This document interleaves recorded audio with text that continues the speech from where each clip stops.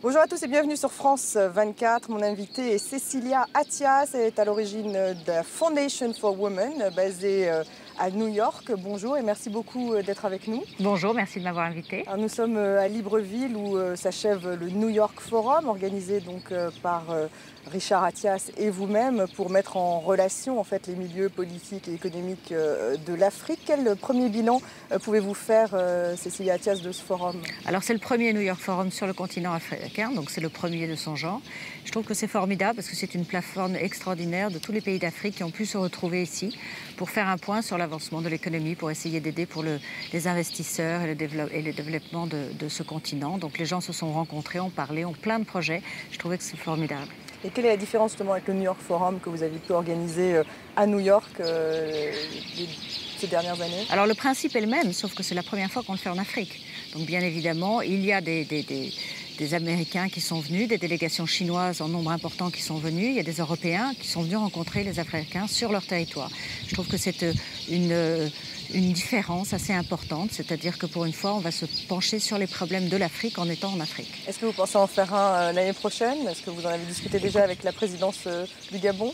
Je ne sais pas encore si c'est décidé totalement, mais pourquoi pas? Je pense que ça serait un rendez-vous important, éventuellement peut-être tous les 2 ans. Alors vous avez également exporté ici à Libreville votre fondation, qui est donc une fondation pour les femmes. Quel est exactement l'objectif de cette fondation? Alors j'ai monté cette fondation il y a 4 ans, ici à New York. C'est Cecilia Attias Foundation for Women. C'est une fondation d'un type un petit peu différent. Nous sommes une plateforme de rencontres pour toutes les fondations qui travaillent pour les femmes et pour la cause des femmes dans le monde. Donc en fait, nous réunissons au cours d'une journée qui s'appelle le Dialogue for Action, le dialogue pour l'action. Nous réunissons des femmes qui, sur le terrain, travaillent pour faire avancer la cause des femmes, sur leur santé, leur éducation, les femmes qui sont vecteurs de paix en période de conflit, ou pour essayer d'aider les femmes à rentrer dans le monde du travail. Nous les réunissons, 4 grosses tables rondes ici pour l'Afrique, et puis en face, nous leur mettons soit des experts, des réponses économiques, ou la société civile qui essaye de trouver des solutions pour les aider sur le terrain. Alors vous avez accueilli cette femme, cette première dame africaine.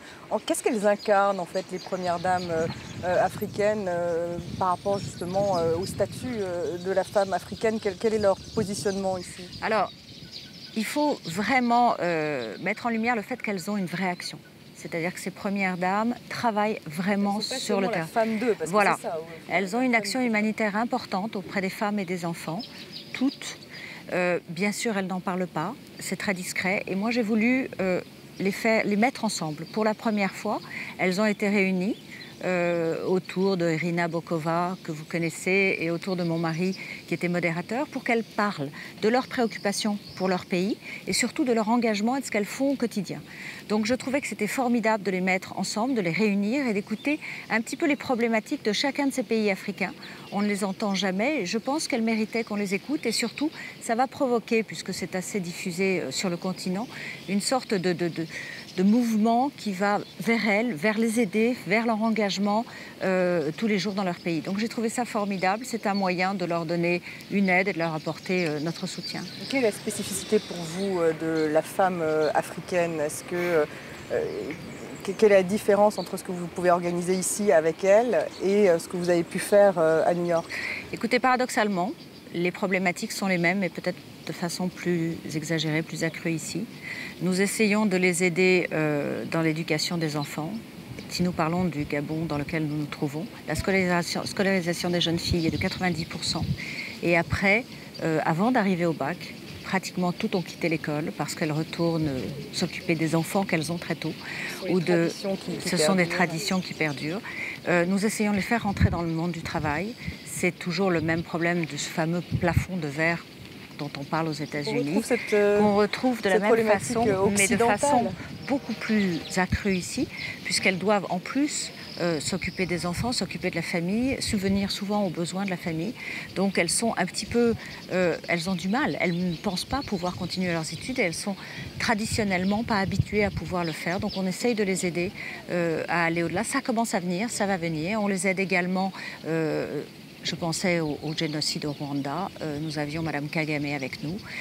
Et les femmes en période de conflit, comment on peut les aider, comment on peut les soutenir. Elles sont souvent des victimes, elles sont souvent des témoins, elles sont souvent le seul recours qu'ont la famille pour essayer de trouver un moment de paix et de sérénité. Donc je pense qu'il fallait vraiment qu'on fasse un geste pour toutes ces femmes et qu'on soit à l'écoute et que le monde entier les entende et qu'on puisse les aider.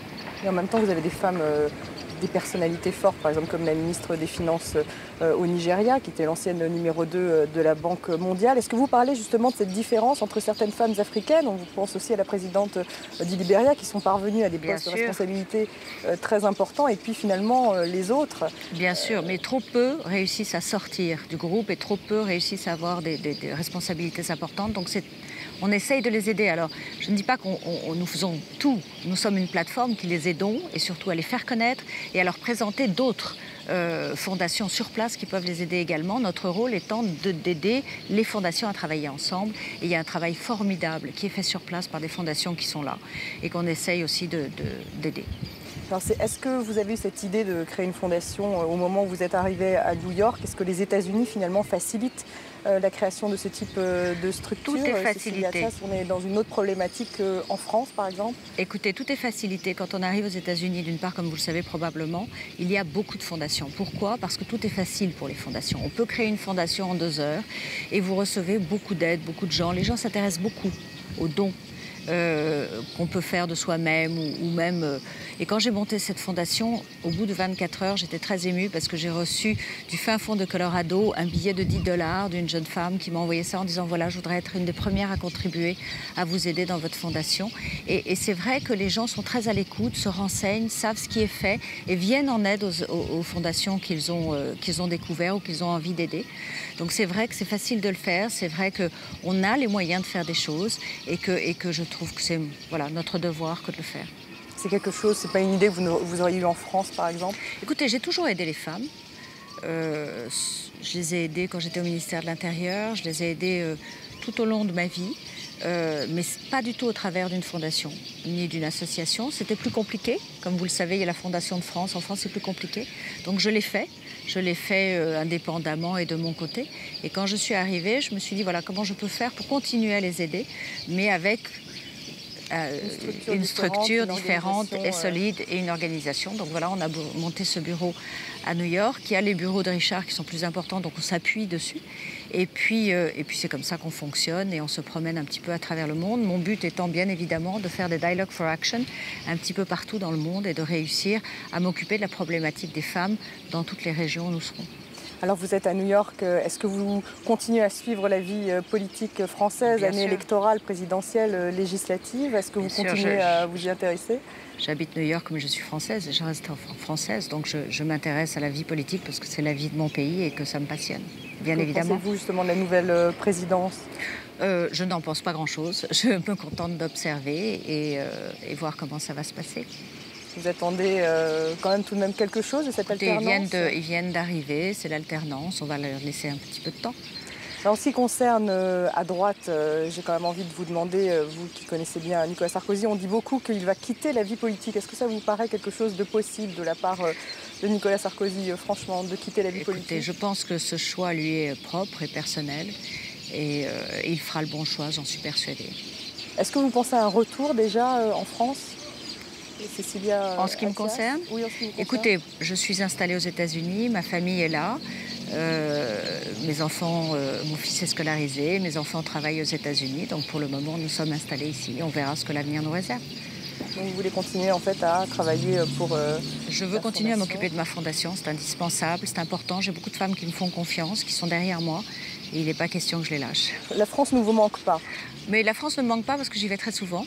Heureusement, j'ai l'occasion et l'opportunité d'y aller souvent. J'ai mes amis qui sont en France, j'ai ma famille en France. Donc j'y retourne aussi souvent que je le peux. Donc je n'ai pas le temps de laisser la France me manquer, mais j'aime beaucoup la France profondément. J'y suis très attachée, j'ai toujours vécu en France. Et je vois la France de l'extérieur maintenant, et donc je pense que c'est une expérience différente et qui vaut la peine d'être vécue.